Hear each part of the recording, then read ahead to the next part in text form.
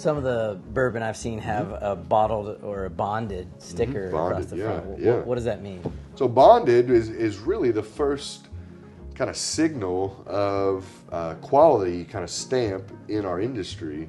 You had a lot of people making whiskey before that, but this bonded was government regulated. So a government agent was on site. This is post-Prohibition? This is pre-Prohibition. It started pre-Prohibition. It's really where you first started to see whiskey being bottled as well, because it was called the Bottled in Bond Act. Before that, you would come to the distillery, or maybe we would ship you a barrel, but you would fill it right there from the barrel. So it wasn't like you had bottles with our labels on them like we do today. You may put it in your jug, right? Like you may drink your whiskey out of your jug, and you'd come pick it up here. So the Bottle and Bond Act was really the government kind of helping us establish the first really kind of quality assurance in the industry.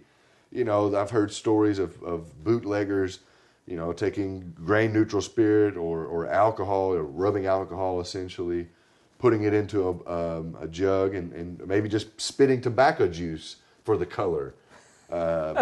Not very appealing, right? And as long as they made their nickel off of their jug, they didn't care, right? So the Bottle and Bond Act really helped establish that and signified the first kind of steps at good quality product in America. I often wonder if any of this is like champagne. It has to be made in this area, and you get a certain label that goes on it.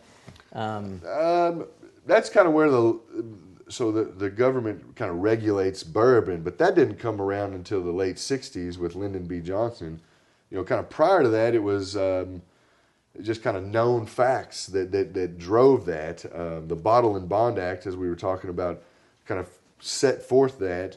And that was really about safety, quality control. Quality control. Yeah. So you knew if you bought a bottle that had this strip stamp, basically that went across the cork or the cap, and it was untampered, right, not broken, you knew that was a government controlled product, and that they watched it from the time it was made, basically until it went into that bottle, and then they put that strip stamp, or we would put the strip stamp on it. But if we broke one, we had to give it back to them. It was very, very, very highly regulated.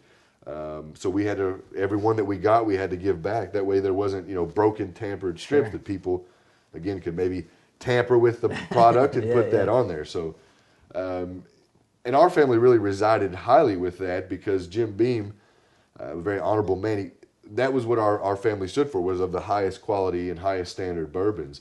So you've seen us releasing products with this Bottle and Bond to fit that, because it was an opportunity for us to kind of latch on to a quality stamp or a quality mark and have our family's name tied to that as well. And what about the DSP? What does that stand for? So it's basically your Distillers Practicing License Number is kind of what that stands for. And that's basically, you have to apply, and the government comes out and makes sure your equipment is properly operable, I guess, and a few other things you gotta jump through some hoops. It is you're taking a liquid phase, changing it into a gas that is extremely flammable, right? So you they regulate that pretty heavily, and so that's essentially what it stands for. What do you think Prohibition did to a lot of the communities around here that were kind of grown on making whiskey and the distillery was a huge thing for the economy.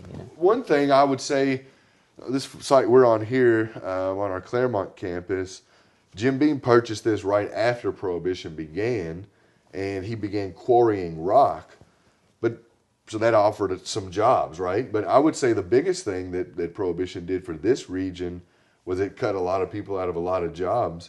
Even back then, it wasn't just a few folks kind of sitting around running the stills. There was still quite a bit of people, probably more than required today. Automation allows us to remove some of those jobs, maybe put them into sales positions or different positions. Sure. Back then, there was a lot more hands on deck here in Kentucky. And I'm sure it led to impoverished times, to be quite honest. One of the stories coming out of Prohibition, Jim Beam had investors prior to Prohibition in his distilleries, but they saw the repeal coming, and so they were in talks of starting up another facility. These fellows were from Chicago, these families.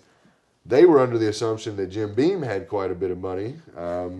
He was under the assumption that they still had some money, but you know, when you had families that were in the whiskey industry before Prohibition, they were really just grasping for straws to stay afloat during that time. And so I think all of them together conjured up enough to be able to get the doors open.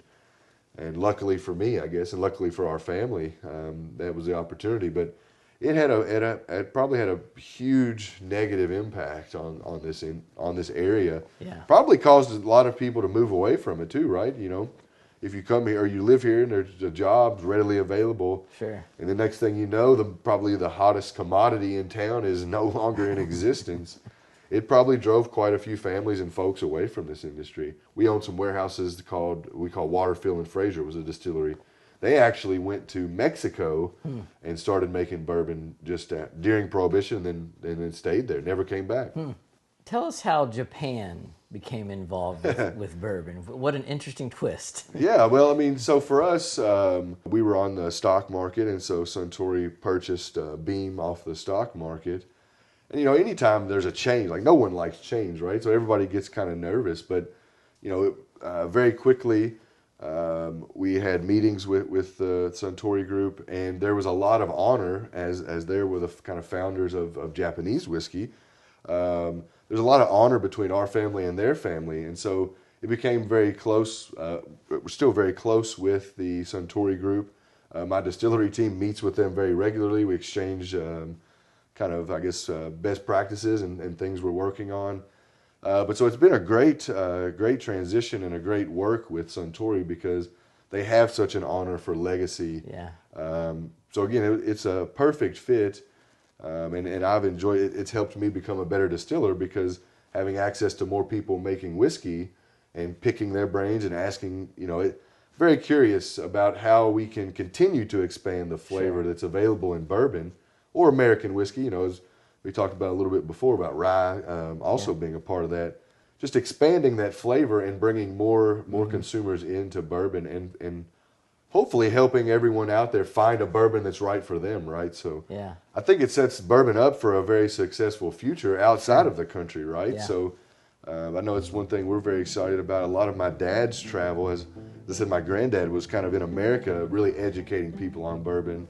My dad did that as well, but kind of part of his travel started to really expand into international. So he'd spend time in Australia, Germany, across Europe as well. But I think you see the interest in bourbon is very international in today's world. And so you see the spotlight coming even more so on Kentucky with that as well. This video is inspired by our PBS series, Reconnecting Roots. Connect with me, Gabe McCauley, and Reconnecting Roots by visiting reconnectingroots.com, where you'll discover music, blogs, behind the scenes, our podcast, and more. Join our email list and never miss a beat.